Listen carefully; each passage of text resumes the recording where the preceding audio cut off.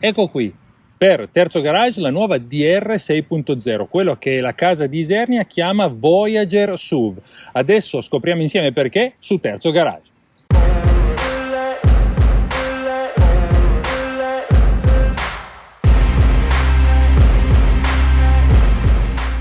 Grazie alla concessionaria Auto Fossano per aver prestato questa DR6 a Terzo Garage. Intanto il frontale è veramente imponente, guardate la calandra molto ampia con un disegno tridimensionale anche originale, il marchio sulla destra, queste zone dei fari di posizione anche un po' elaborate e i grandi gruppi ottici proprio sotto il cofano. I cerchi sono da 19 pollici, con un disegno particolare anche molto gradevole.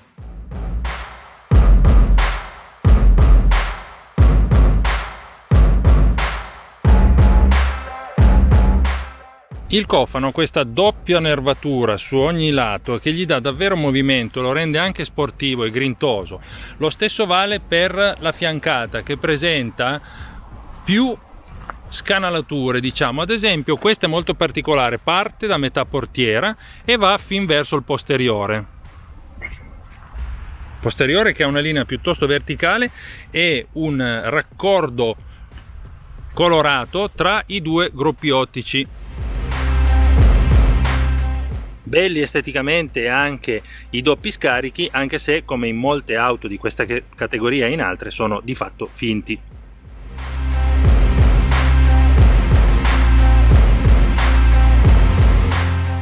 Questa è quella che DR chiama Voyager SUV, cioè un'auto fatta per viaggiare, un'auto molto ampia quanto a spazi interni, lo si vede proprio già solo sedendosi alla guida. Un'auto che anche dietro offre davvero comodità per chi si siede sui sedili posteriori. Il motore è un 1.500 benzina, 4 cilindri, qui abbiamo però la doppia alimentazione, anche GPL.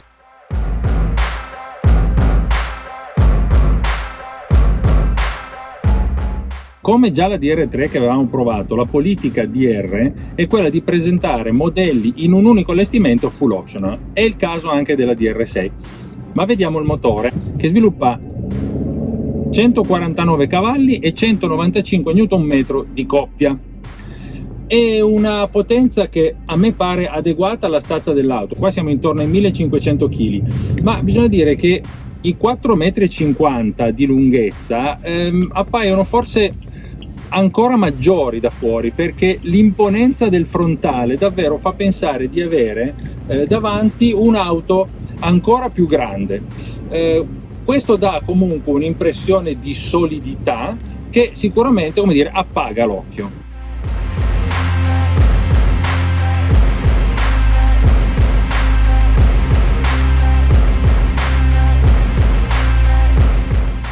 Con il telecomando, oltre a poter aprire il portellone posteriore, aprire l'auto, posso anche da remoto accenderla tenendo premuto per un po' di secondi il pulsante di chiusura. Proviamo.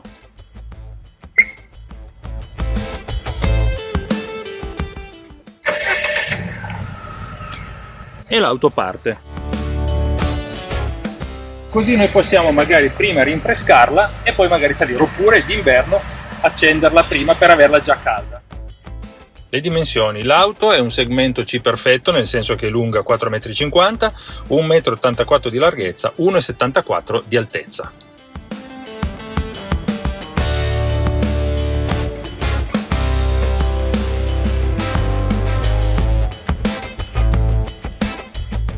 Appagano anche gli interni, ecopelle per i sedili, materiali soft touch praticamente ovunque nell'abitacolo, una plancia lineare piacevole con gli inserti satinati e anche con delle luci ambiente, e la possibilità di raggiungere molto facilmente tutti i comandi touch del grande touchscreen centrale dell'infotainment da 12,3 pollici.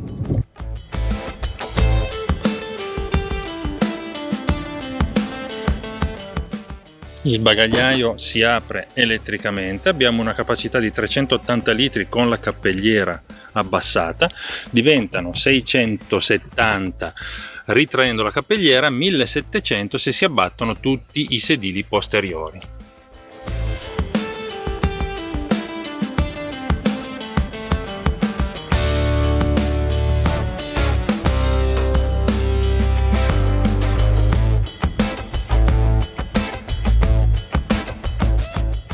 Anche il cruscotto completamente digitale, 7 pollici, con veramente un gran numero di informazioni e direi molto leggibili, caratteri grandi, ben contrastati, che quindi rendono più facile capire cosa sta succedendo.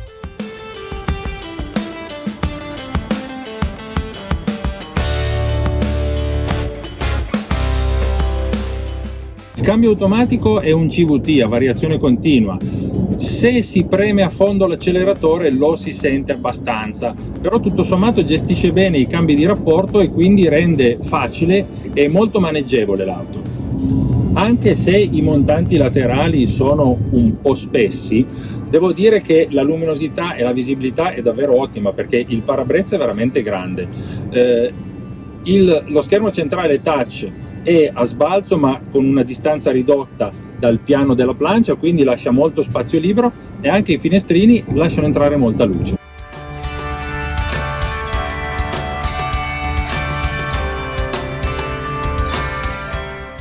La guida alta, poi, qui i sedili sono regolabili elettricamente sia per il conducente sia per il passeggero, consente di avere una buonissima visibilità sul frontale e quindi sul cofano, e avere una buona idea degli ingompi della macchina.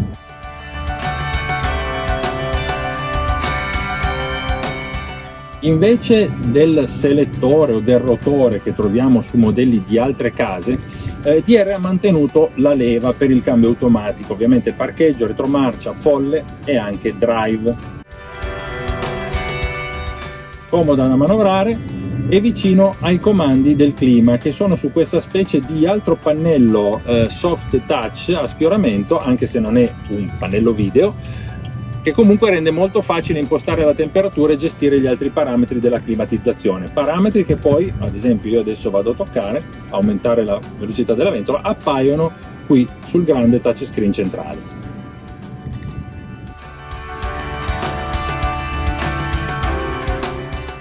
Qui abbiamo due tasti importanti.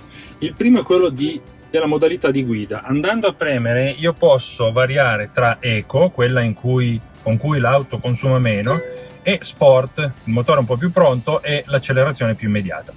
Di fianco invece ho il tasto per attivare, anche quando non inserisca la retromarcia, la retrocamera di parcheggio. Se lo attivo, ecco la visuale. La cosa bella è che con le telecamere intorno all'auto io posso ricreare addirittura la vista tridimensionale e andare a guardare proprio che cosa io abbia intorno alla macchina. Ovviamente io non ho nulla, ma se fossi in un parcheggio affollato o dovessi vedere eventuali ostacoli bassi che dal finestrino non riesco a individuare, in questo modo posso capire dove siano. Posso anche avere la normale 2D, frontale, retro, e così posso tornare indietro e quindi tornare alla videata normale.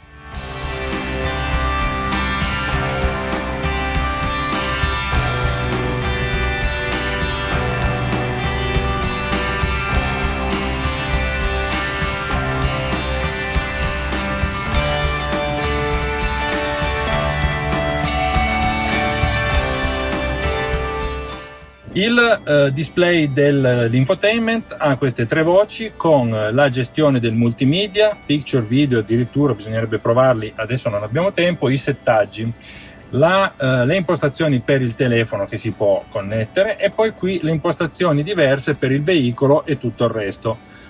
Vediamo ad esempio, noi possiamo impostare le luci di cortesia, l'apertura intelligente sarebbe il keyless che noi abbiamo, eccetera. Possiamo anche andare a sistemare altre impostazioni sempre dei fari, l'autoaccensione, quelle oppure le luci d'ambiente.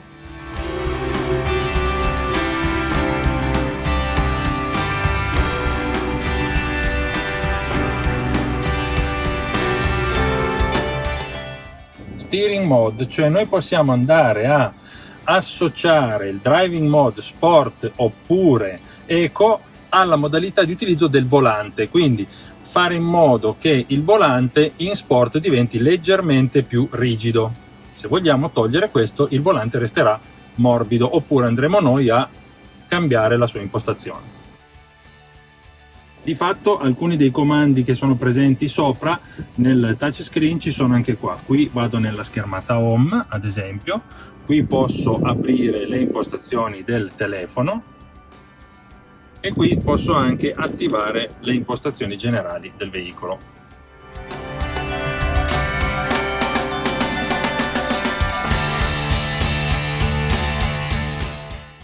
Come si sta dietro? Si sta molto bene. Questo sedile è addirittura più indietro rispetto a come lo usi io durante la guida e non ho problemi con le ginocchia, tanto meno con la testa. L'altezza di questa macchina è 1,74 m, quindi di spazio anche per quelli lunghi ce n'è. Una delle caratteristiche che favorisce l'abitabilità posteriore è la presenza di un pavimento praticamente piatto.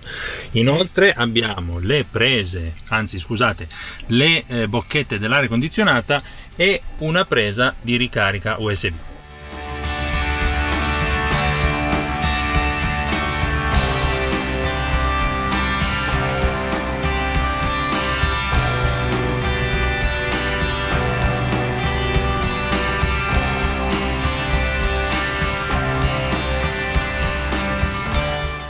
Tra gli optional di serie su questa DR 6.0 anche il tettuccio apribile.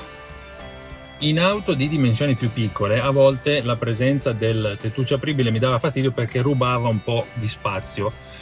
In questo caso però, essendo la macchina molto alta, è molto piacevole avere questo optional. Con questo tasto si può aprire solo la tendina.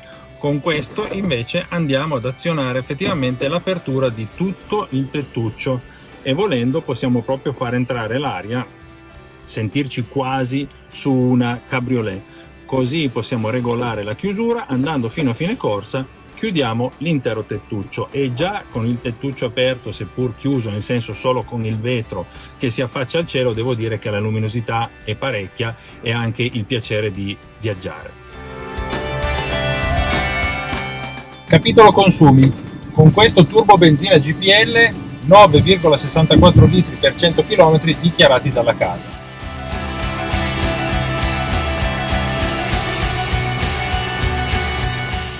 Anche per questa volta è tutto, spero il video vi sia piaciuto, spero lascerete un like e magari vi iscriverete al canale.